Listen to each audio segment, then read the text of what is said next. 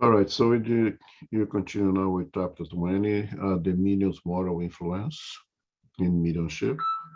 And again, just a remind, most of the discussion that we have here is mostly for psychography, although it can be applied to everything else, but it's mostly for psychography.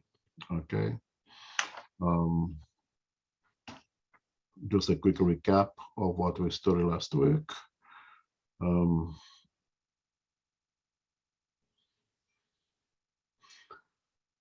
Mediumship is neutral.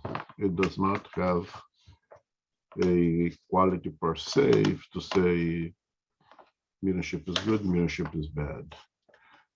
Like most instruments, like most devices placed in our hands, it's placed in our hands for us to do good with it. But it's up to us to do good or not so good with it. And then we will basically qualify that instrument placed in our hands according to the use that we give to it. So mediumship is given to us as an important, a wonderful tool to help us to progress, to help us to assist, to help us to, in some cases, to atone, and in some other cases, to um, exercise a mission. Okay, but you cannot say that it's good or it's bad. Good or bad, you'll be how do you use it. A myth that was created in the beginning, and unfortunately, it's somewhat still carried out, but it's nothing more than a myth that the mediums are special individuals or something somewhat chosen by God. So is that mediumship is a gift from God, that there is a divine favor. And in reality, it's all a myth. It's all product of our ignorance. It's nothing more than another useful instrument placed in our hands for us to progress. It's not reserved for the most eloquent and evolved souls. It's for the us, average, imperfect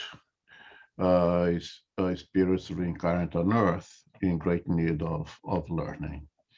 It may be a organic disposition.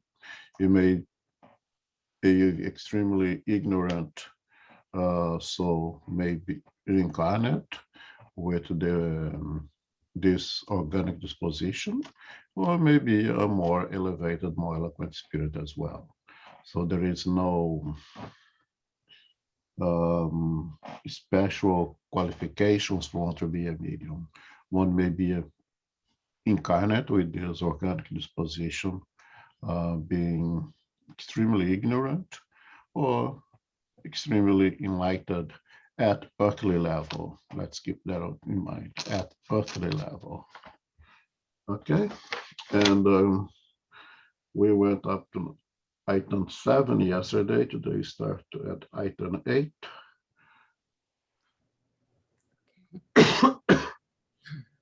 Okay. Number 8. Is it completely impossible to receive good communications through an imperfect medium? Imperfect mediums can sometimes obtain good communications, since, if they have a good faculty, good spirits can use them in the absence of better ones in special circumstances. They do so only temporarily, however, because when they find others who will serve them better, they prefer they prefer them. We should point out that when good spirits see that certain mediums cease to be good instruments and due to their imperfections start to become prey to deceptive spirits, they nearly always bring about circumstances that reveal their defects and they keep them away from serious, well intentioned persons whose good faith might be abused by them. In such cases, whatever their faculties may be, there is nothing to be sorry about.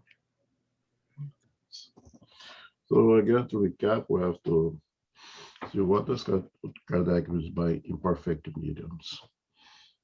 Out of the bat to say we are all imperfect because you are imperfect spirits.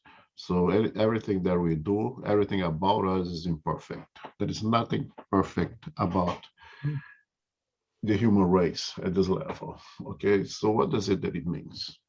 It means that as we saw before, the spirit, the communicating spirit, will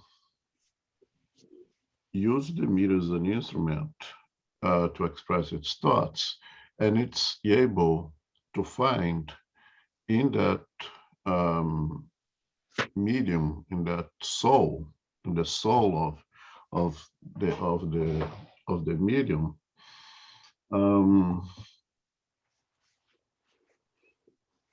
what it needs to express a thought, the vocabulary, the different languages, the knowledge that soul have acquired in the present and in previous experiences or incarnations. And a more perfectible and a less perfectible spirit is one medium, sorry, I keep saying spirit, a medium, is the one who have the more information available, that carries perhaps a greater vocabulary, gets more information, different types of studies, one who is well versed, let's say, in philosophy as well as he is in engineering. So someone who has a vast culture will be a better, more perfected medium. But again, the most important is the moral qualities, because the moral qualities is what really creates the affinity, the possibility of that approximation of the two perispirits for the exchange of energy, for exchange of thought.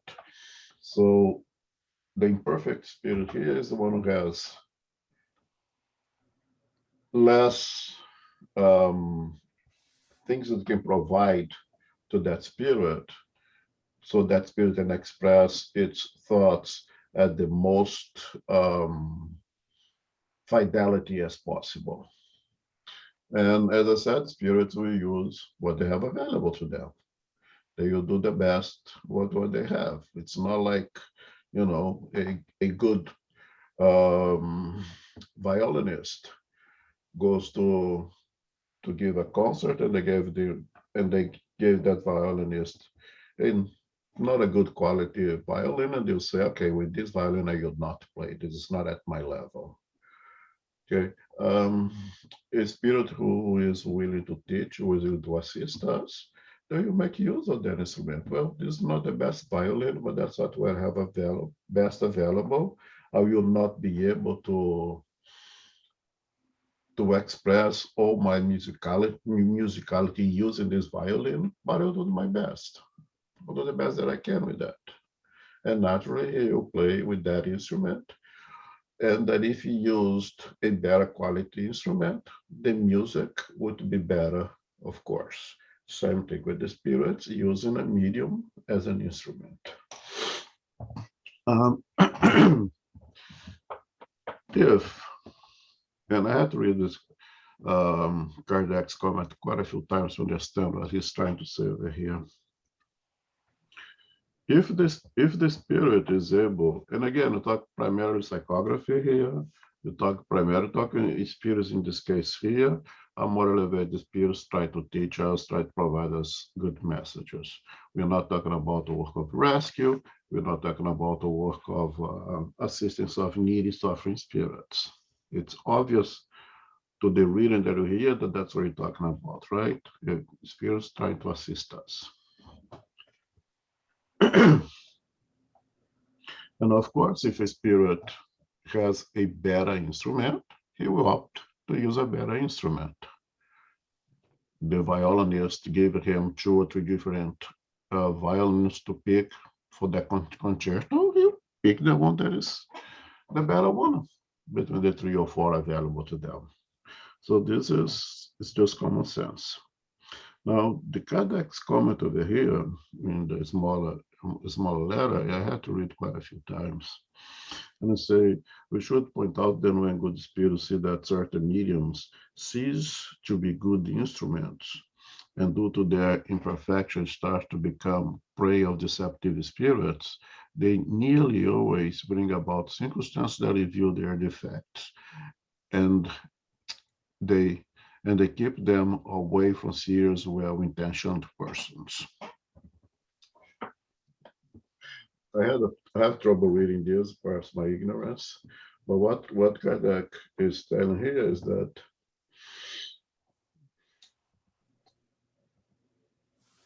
if I am a medium and the spirits kind of use me as an instrumental to spread their messages, and the spirits are a little bit more evolved than I am, more evolved than what we are, so I'm in a position to teach us. But due to my imperfection, due to my ignorance, I start to choose different companies, or I start to have more association, more affinity with less evolved spirits, and I become prey to those spirits who are able to deceive me. And when they try to deceive me, or they do actually deceive me, they present themselves as just as evolved as one that was using me before, or perhaps even greater.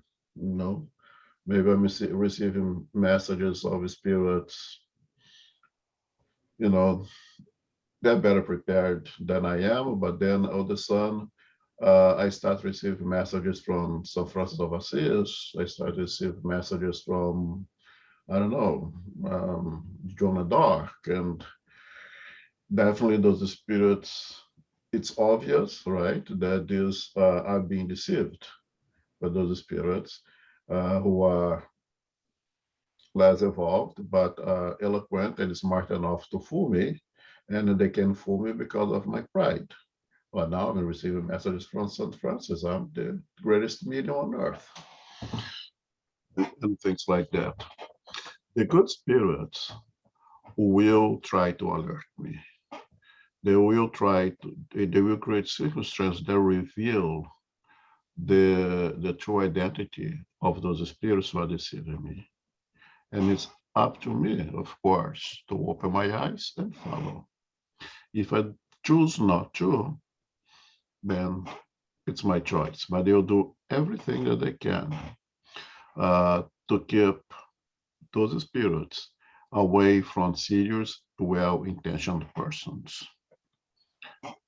Keep good, whose good faith might be abused by them. So it's to the extent that we make a decision. As a medium, I make my decision. And if spirits were very good at deceiving, they are perhaps intellectually pretty evolved, definitely not moral, and they have a means to deceive me, they will try. They perhaps start going that direction. The spirits will protect me, will try to alert me, will try to reveal the true identity of they'll create circumstance to reveal the true identity of those spirits. If I'm having a minimum of moral qualities of humbleness, you'll get those clues and I will abandon the deceivers and follow the ones who are alerting me. But if in my pride, if my vanity, I make that choice, then they will let me follow my free will. They will try to help me, but they will not oblige me to do anything. Not even Christ ever done that. If you go to the whole gospel, I don't see any case in the Christ demand anything from anyone. Okay, questions, comments? All right, number 9. Okay. What are the qualities of mediums whom we could regard as perfect? Perfect at last. You know very well that there is no perfection on the face of the earth. If such were not so, you would not be there. Thus we say good mediums instead, and that is saying much, for they are rare indeed. Perfect mediums would be those whom evil spirits would never dare to try to deceive. However, the best ones are those who are tuned solely to good spirits and who allow themselves to be deceived the least. Okay, thanks. So you see here that, as I said, the better medium, the more perfected the medium, more perfected, not perfect, the ones who have the maximum amount of tools that a medium, that a spirit can use to express his or her thoughts, right? But here, it's primarily about moral values more than anything else. This item 9, all right? Having that, it's both, it's moral and intellectual. But just by having those moral values, we vibrate at a higher level that is making more difficult for deceiving spirits, morally ignorant spirits, to reach me as a medium. Okay? So I become a harder target for those spirits. For one thing, what the favorite target is vanity, it's pride. If I am above that, if I don't have that vanity or have a lesser amount of pride, because if I incarnate here, I am proud for, it becomes harder for them to reach me. But not perfect. Again, there is no perfection on earth. Okay, if you look for perfection, you're gonna have to go to the realms of the Christs. There's nothing close to it on here. But there is good enough instruments that towards the middle category, those whom evil spirits would never dare to try to deceive. For one thing, they cannot even reach them because they are at a much higher level. And if they try, they will not succeed. And those spirits are not stupid, they're not dumb. On the contrary, intellectually, they're pretty capable. And they know where to go. They know who they have to target. They're not going to waste their time, let's say, with a Chico Xavier. There's plenty of elbows around for them to find. They don't have to mess with Chico, right? So it is both moral and intellectual indeed. The intellectual is more of the intelligence of the heart, as Jesus used to say, but primarily moral.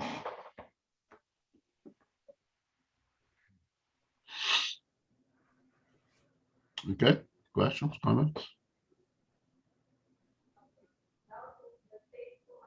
Well, I want to comment that is important here, that in the work of assistance of spirits, when it's not the psychography bring eloquent messages, when it's, the medium is being used as an instrument to help needy spirits, of course, those deceiving spirits, those ignorant spirits will be able to use the better mediums as well. Because this is a different nature of work. Now the medium here is in the position as a doctor who will assist a sick patient. Very different scenarios. So they will be able to use the medium, but they will not be able to deceive that medium. In a different scenario, to different kind of work, naturally. Okay. All right, is that clear? Mhm. Yeah. Okay. Number 10. If they are attuned solely to good spirits, why do these spirits allow them to be deceived? Good spirits allow the best mediums to be deceived sometimes so that they can exercise their judgment and learn to discern truth from falsehood. Besides, no matter how good mediums may be, they are never so perfect that they do not have a weak side that can expose them to being attacked. Such should serve them as a lesson. The erroneous communications they receive from time to time are warnings for them to avoid deeming themselves infallible and becoming proud, because mediums who receive the most noteworthy communications cannot be any more proud of themselves than an organ grinder who only has to turn the crank in order to produce beautiful tunes. Thanks. This is also very important. If the more eloquent, the more perfected the mediums are attuned suddenly with good spirits, why do these spirits allow them to be deceived? Well, if I have, let's assume that I am a good medium and I have my guardian angel, and I can, because I vibrate at a higher level, I have an association with more evolved spirits as well. Why do those spirits allow me to be deceived by spirits? Why do they allow me to be an instrument to write, let's say, inappropriate of a less evolved type of message? And the question and the answer is so they can exercise their judgment and learn to discern truth from falsehood. If I've never been exposed to a lie, how do I know what a lie is? If I have not been exposed to deception, how will we learn what a deception is? In order for us to learn certain things, you need to be exposed. You can be naturally at the theory level. We can study, we can read this book over here, we can get an orthopedic book and read everything in that book, but you need to go to the operating room and open up a skin and do the things and visualize vessels in order to perform a surgery. Only the theory will not cut. So we can sit over here and study the theory of mediumship and they need to be careful with the deceiving spirits, yes, but until you go to that experience to notice, to learn the differentiation of a true message and a deceived message, we will not know. You need to develop judgment. You need to develop the skills of make decisions for ourselves. Come to a point that we are grown ups and now you have to decide. Mom and dad is not there to make decisions for you. You're now a grown up, in our maturity, let's say as mediums, we need to be exposed to some things in order to learn those things. So in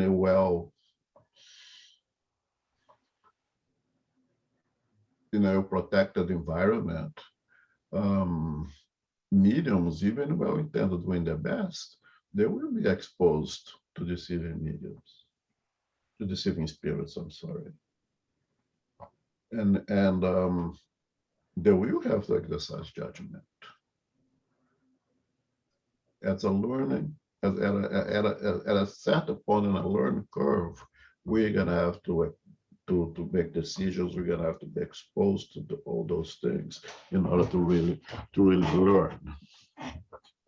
And besides that, another point is, again, there is no perfection on Earth.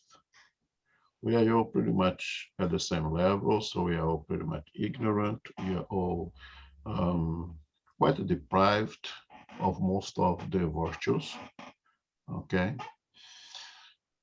And of course, we want to present our best. I'm not going to tell you all my dirty secrets because you'd hate me. And I don't want to be hated. Right. So I'll present my best. And if my best is not good enough, but it's better than my true self. Right. So I have tremendous amount of virtues within myself that I keep for myself. But when I keep for myself, I may be able to hide from other incarnate people around me, but not to those in the spiritual world, because we are transparent. As a spirit, we are pretty much transparent. Right? So they see They see all my nastiness, and they exploit all my nastiness. So I can be even as supposedly a better medium. Just use myself as an example, please. Okay, it's just an example here. They will target things within me that the general population don't even notice that I have. Perhaps after a lot more vanity within myself that I show off when I present myself to the public. But those spirits who are looking for a target, who are looking for a medium to express their thoughts, they may find that vanity within me, and boy, they're not gonna miss it. They're not gonna miss it at all, and they will exploit it. So there is that curve learning process that you need to be exposed to things is one thing, and two, since I'm not perfect, there's plenty of things that those spirits can target and use in order to deceive me. Now, with a minimal humbleness, I may follow the advices of those who are on the Rachel side, so to say.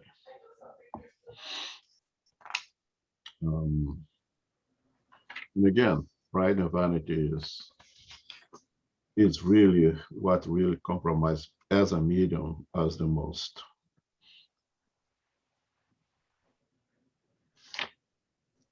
Okay, questions, comments?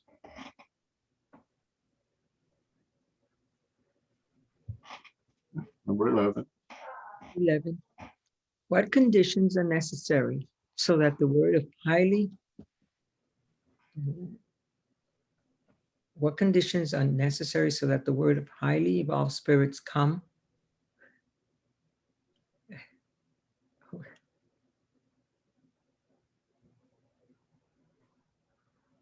Sometimes it has a life of its own. I Sorry. know. It's okay. Okay. Okay.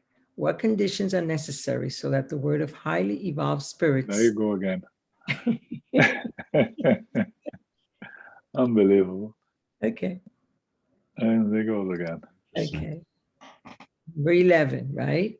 Okay. Yes. Okay. What conditions are necessary so that the word of highly evolved spirits come to us without any alteration? Desire only what is good and avoid selfishness and pride. Both conditions are necessary. Next. Okay. If the word of high order spirits cannot come to us in its purest form, except under such difficult conditions, isn't it an obstacle to spreading the truth? No. The light always comes to those who desire to receive it. Those who desire enlightenment must run from darkness. Darkness is to be found in the impurity of the heart. Spirits whom you consider as personifications of morality do not willingly answer those who have a heart stained with pride, greed, and a lack of charity.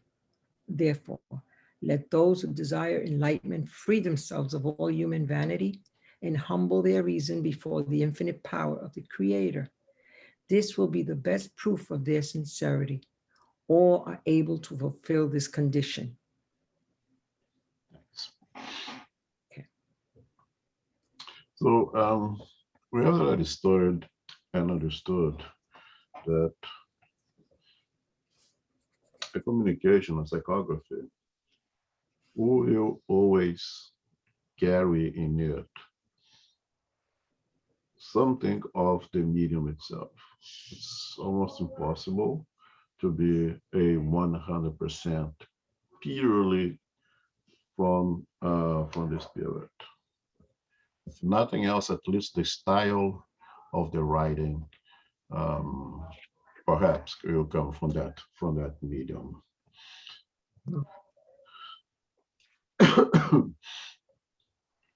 Now, what conditions are necessary so that the words of the highly evolved spirit come to us without an alteration?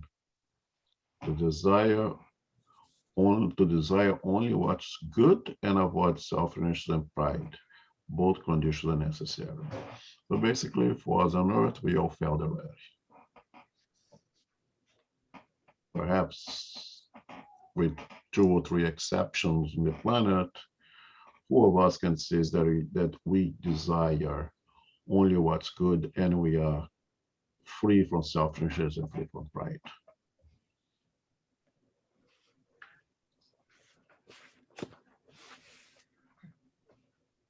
So that means that we cannot receive the truth? No, of course not. We receive as much light, as much truth as you are able to do within our limitations. You know, the light always comes to those who desire to receive it. But again, let's understand that the light they receive is conditioned to what we are able to receive. Too much light, when we're not prepared, can blind us, right? And truth is not to be used as a blade to cut individuals, is not to be used to confuse people. It's supposed to be given to us when you are ready to receive it, and as much as we are able to receive. And when we have the desire to receive that light and we apply ourselves to the best of our abilities, we receive what we can get inside our limitations. No, the whole truth cannot be revealed to someone who's not prepared for it. But God blind us.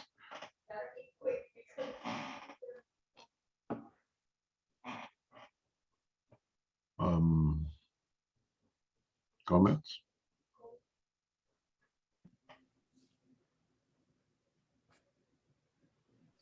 Okay, can continue.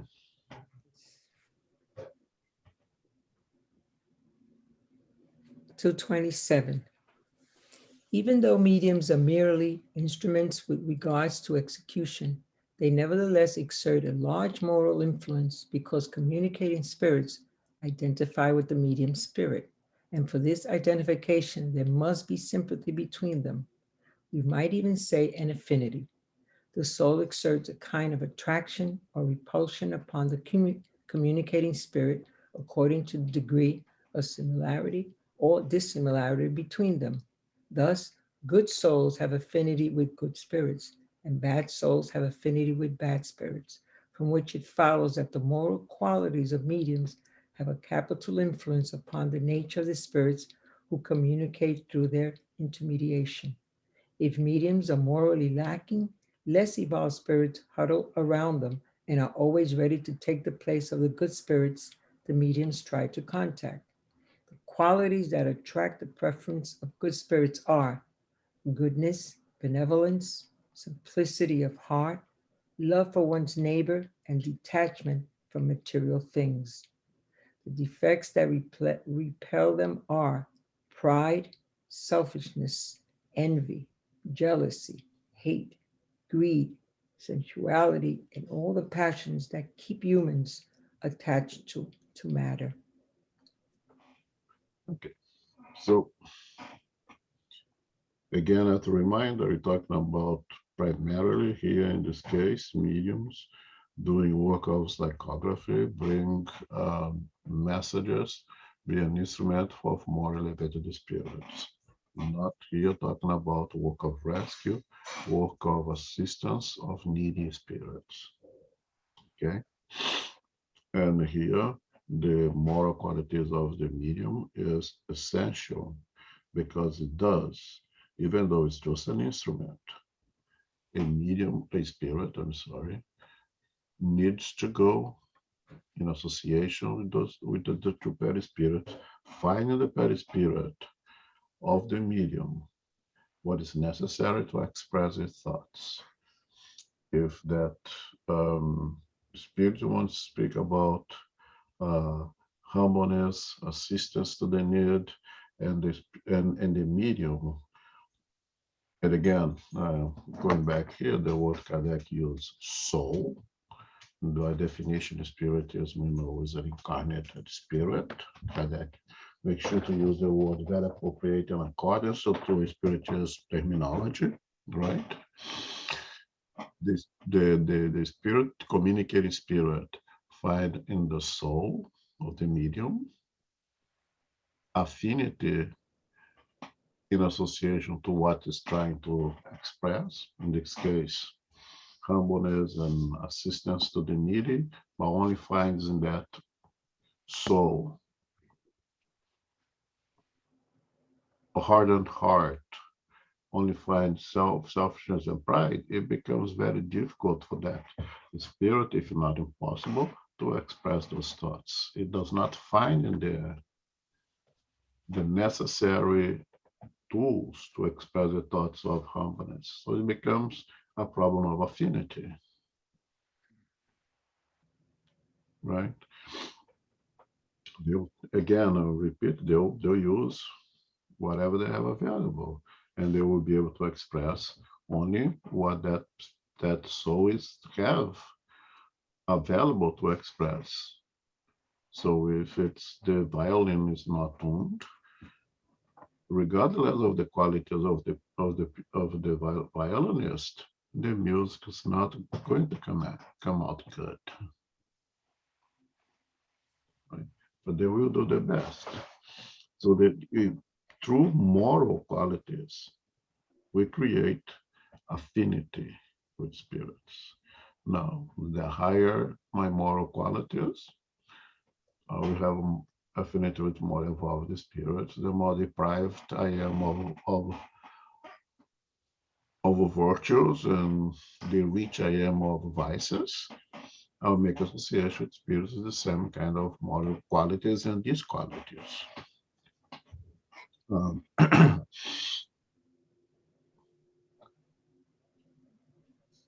Primarily, the choice is ours as mediums, as incarnate beings here. It's no souls. We choose our companions or companionship here. Where do you want to vibrate? And it is as simple as that. We make the choice. Where do you want to vibrate? I want to put my best effort in eliminating those vices and conquer virtues. I will associate with spirits of the same, have affinity with spirits who are at the same pathway. If I wanted to stick with my vices because I enjoy them and I don't care about virtues, there's plenty of spirits through whom I can associate with as well. And my communications, you likely reflect who are my friends.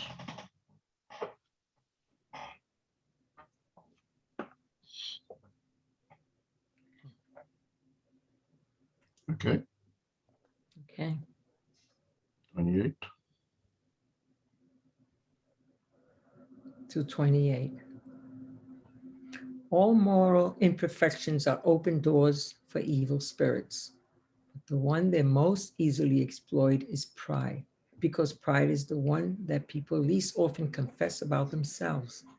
Pride has led to the loss of many mediums gifted with the most beautiful faculties and who, without pride, would have been remarkable and highly useful instruments. As they become prey to deceiving spirits, their faculties were at first twisted and then destroyed, and many saw themselves humiliated by the bitterest disappointments. Pride expresses itself in mediums through unmistakable signs that must be brought to light, for it is one of the elements that must arouse distrust concerning the veracity of their communications. It starts with a blind confidence in the superiority of the communications and in the infallibility of the spirit who transmits them. This causes a certain disdain for everything that does not proceed from only them, since they deem themselves privileged with the truth. The prestige of the great names with which spirits who say that they are their protectors adore themselves dazzles them,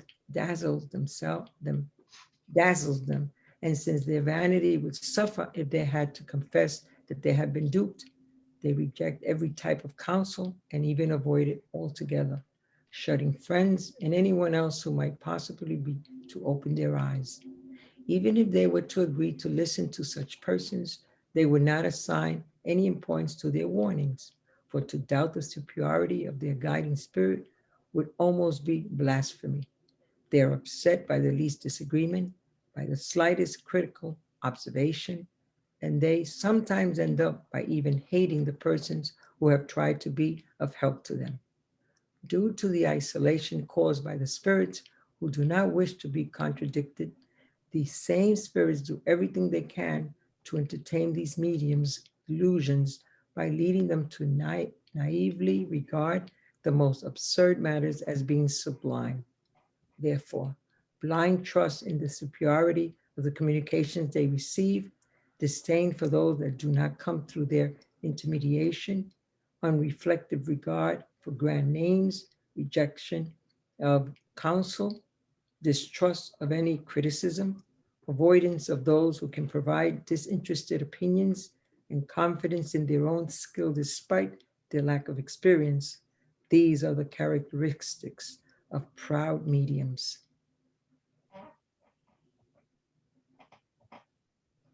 We must remember that pride is almost always aroused in mediums by those who surround them. If they're endowed with slightly transcendental abilities, they're sought out and praised, and they end up deeming themselves to be indispensable. Soon, they put on airs of importance and disdain when they lend their services. We have more than once lamented the praise heaped on some mediums with the intention of encouraging them. Thanks. And that was quite a long, but it's one single topic, and the topic is perhaps the one that we are banging in the same note quite some time already, and it is the issue of pride. How really dangerous pride is for all of us, but especially for a medium. Um,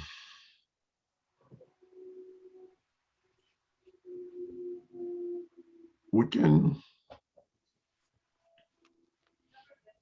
hide most of our pride, and that's what makes it such a difficult thing to deal with.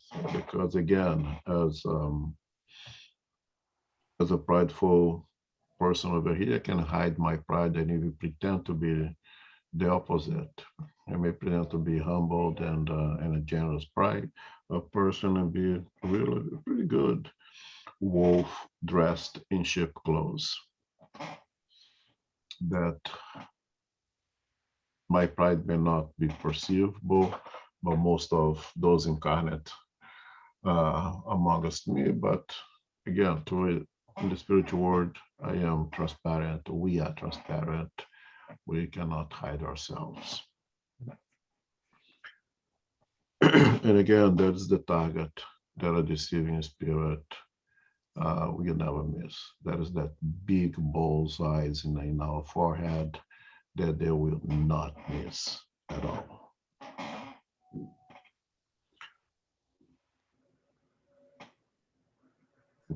We're going to study ahead obsessions, and we're going to go through the two different types of obsessions, the simple obsessions. We're going to talking about forgot the name just escaped my mind here now. Subjugation is the most powerful one. What's the one in the middle again? Fascination. I'm sorry, fascination. What's being described here, we can pretty much call it fascination, which the Spirit tells us not the most intense of the types of obsessions, but the most difficult to deal with, the most difficult to treat. A subjugation is a much deep type of obsession, but it's more easily treatable than the fascination that it's an intermediary between simple and subjugation. And what makes it so difficult is exactly right. And it is when I can just read it over here, when the medium carries with him or her the blind trust in the superiority of the communication they receive. It is then for those that do not come through their intermediation. Unreflective, unreflective regard to grand names, rejection of counsel. When we get rejection of counsel, how can we help someone who reject what we are offering? Okay. Distrust of any criticism. If we're not willing to be humble and open to see it, this communication received here that is signed by Jesus, the thing is a little bit of a stretch that, that Jesus Christ not, I wouldn't expect Jesus Christ to give communication. Not that you don't deserve, but no one here is receiving that medium will be angry, will reject your position. You tell, no, I do receive messages from Jesus. And this is not the first one. I have I am a great medium. I can receive messages from Jesus and even from God if I want to. How can you convince that person? How can you help that person in that state of fascination? Which start everything with pride. Um, and happens very often is, let's assume that I'm a medium at SGNY and João Jussara coming to talk to me. Oh, you receive those messages over here. They signed as Gandhi, they signed as Mother Teresa, and when you read the content of it, it does not go along with the names of Gandhi. It does not go Gandhi. It does not go along with the name of Mother Teresa. We suspect that perhaps other spirits are using the name Gandhi, are using the name Mother Teresa to write to you. And as a proud medium, say, forget about it. Well, you guys are jealous because you only receive messages from lower level spirit like yourselves. I'm out of here, and I don't live, and I start my own spiritual center out there. Unfortunately, João knows that very well. We who are seeing spirituals develop in Brazil for a few years, we had seen things like that happening. We have seen people started their own kind of spiritist projects. Then when you go and pay good attention to it, you see that those very smart, very good spirituals start to deviate and go in a different path. And when you try to alert them, when they try to tell them, well, that I think you are going a different direction here, they say, no, you guys are wrong and I'm the one who is right. And if you don't agree with me, I will start my own movement. I'll do my own thing. We unfortunately had seen this, and this is a very serious, a very big problem. I mean, if I am a medium and I'm not, and again, I'm just use myself as an example, not to use anyone else. Okay, if I am a medium and I'm behaving like that as a GNY and I live, not a big loss. But we have unfortunately witnessed huge, tremendous loss to the spiritist movement, and nothing else is to be the culprit but pride. Pride that no one could see, no one, or at least at the distance that we have from those individuals, we could not expect it, but the spirits, the deceiving spirits, would not miss. And again, they are extremely well prepared in the spiritual world to deviate those good workers in a different direction. And the target is always pride, is always vanity. God expanded this in this talk over here, page and a half, talking about pride, because it is a big, big problem when he finishes things over here that they have witnessed. We have more than once lamented the praise help heaped at some meetings with the intention of encourage them. We had seen in our short period of time in the movement, Spiritist movement, very good workers taking a different path, going a different direction, and just because of pride. There is nothing else that could explain but pride. Any comments? Yeah. Well, unfortunately, we have seen that up close and personal, right? Unfortunately, Yeah, and in this 20 years of SGNY, we have lost some workers that have chosen a different path because they think that they have the answers, right? And it's a very serious problem because from that point on, those mediums are at risk. They are at risk. They make association with extremely smart spirits, but don't have any good intentions in themselves. And unfortunately, good number of the spirits don't want to see spiritism as a doctrine to propagate, to reach the masses. And they will find everything, they'll do anything that they can to disrupt the movement. And so that it's extremely important that mediums who are using the faculty be humbled, listen to others, pay good attention to what people are saying of how you use that mediumship. Be smart, be extremely smart with intelligence of the heart, of course.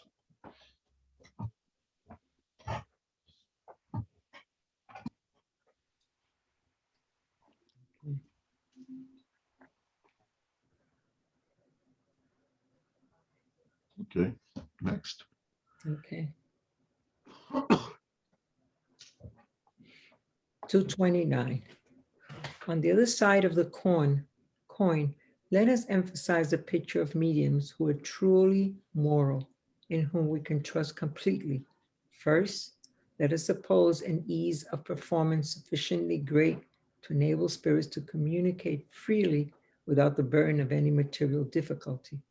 Having done so, the most important thing to consider is the nature of the spirits who customarily assist them. And for this, we must pay more attention to their language and the names they assume. They must never forget that the affinity gained among good spirits will always be in proportion to the efforts they make to repel the evil ones. Convinced that their ability is a gift that has been granted to them for good purposes, they will never take advantage of it or attribute any merit to themselves for possessing it. They accept the good communications received as a blessing, and they should put forth every effort to render themselves worthy of them through goodness, benevolence, and modesty. The former group of mediums pride themselves in their relations with so-called superior spirits. The latter humble themselves by always regarding themselves as unworthy of such a favor. Okay. So Kardec is very benevolent also. You see the way he structured his books is he beat us up with our reality, but then he ends up with a good note. It's like, don't get so depressed. Here's a little Prozac to lift you guys up a little bit. Again, there is no perfection here, but there are those who are trying. Erastus in this book, he tells us here, we know all of you guys. We know of all your difficulties, you know all the vices, you know all the struggles you go through. All that we ask is for you to try to be your best. All that they seek from us is a sincere intention of better ourselves. We go throughout the day and drop the ball 1,000 times, but I keep picking it up and try to hold on to it and carry it on at least a few stops before I drop it again. But when I drop, I say, oh my God, I dropped the ball again. Let me pick that up, let me fix my mess and move on. That's what they want from us. They know that we are incarnate in this planet because we deserve to be here in a planet of trial and expiations. That's our reality, and they know that. They're not gonna find a perfect instrument. All they ask from us is our best effort to better ourselves, sincere better effort to better ourselves. And once we do that, one thing that we'll have is that we may be attacked by deceiving spirits. But if you have that intention of bettering ourselves, will you listen to others? Again, Kardec makes sure that previous to this point, he told us that those spirits, the good spirits who are with us, they will create circumstances to reveal the true nature of deceiving spirits. All it takes from us is a little bit of humbleness to pick up those clues that they leave for us, to not allow ourselves to be deceived. And that requires a minimum of humbleness, right? And if you do that, and very important, if you follow their advices, one thing that you're going to notice, that you're going to learn, is that the spirits reveal themselves primarily through their languages, through their language.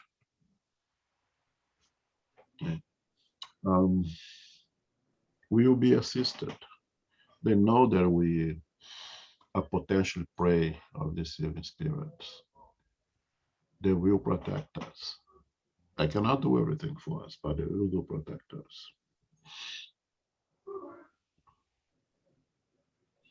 And again, it's affinity gained among good spirits will always be in proportion to the effort they make to repel the evil ones. We will establish affinity with more elevated spirits just by doing our best, put our best foot forward, putting our best effort to try to repel evil spirits. So we create a room, a space for them to be with us. But again, it's choices that we make. It's just simple as that. We make those choices.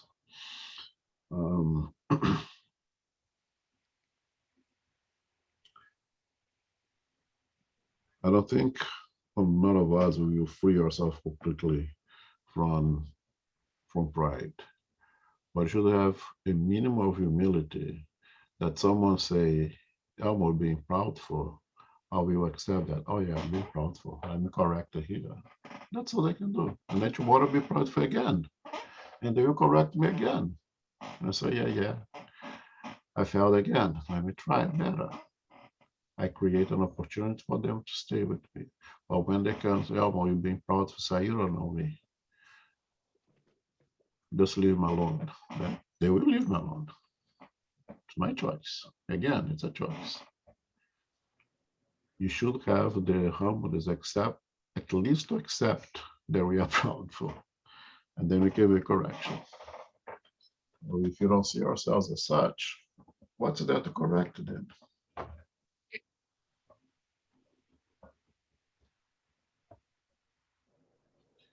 Okay, our time is up. Yep.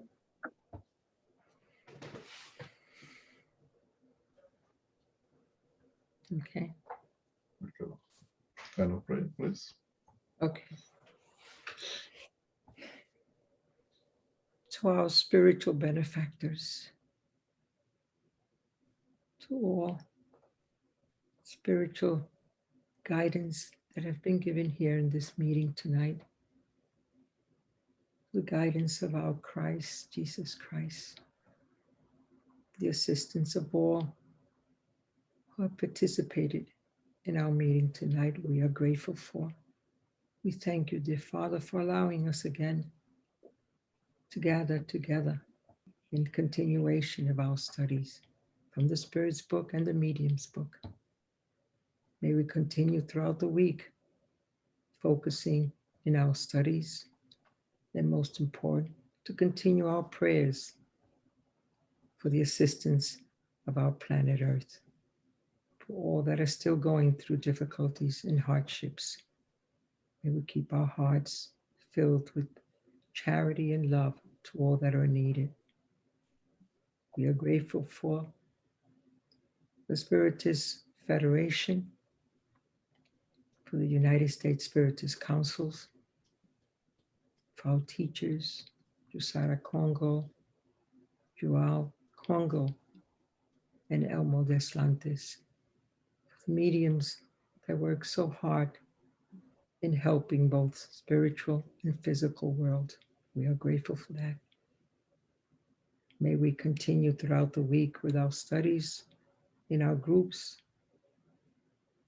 and most important, to keep ourselves focused with the goodness of prayers. We are grateful, dear God, and we thank you for allowing us being here together again. Allow us to come back and return again next week, and to meet throughout the week with our meetings and our groups. We thank you, dear Lord. And with that in mind, we ask permission to close our meeting tonight. So be it.